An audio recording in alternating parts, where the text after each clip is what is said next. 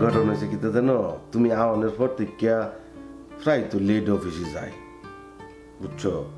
ভালো একটা সারি পাইছি, ইমন করলে সারি থাকবো, সংসার চালাম কেমনে পরে।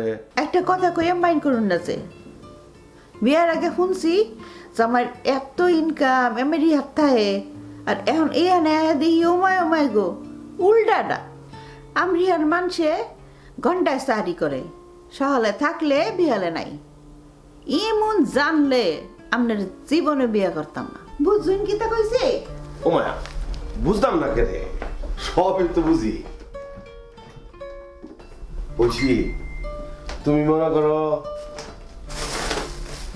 তোমার আব্বা তোমার আম্মা ছোট বোনটার দেখাশোনা করতা, সংসারে খরচ চালাইছো, এর লাগে তোমার বিয়ার বয়স পার হয়ে গেছে, বিয়েও করো নাই।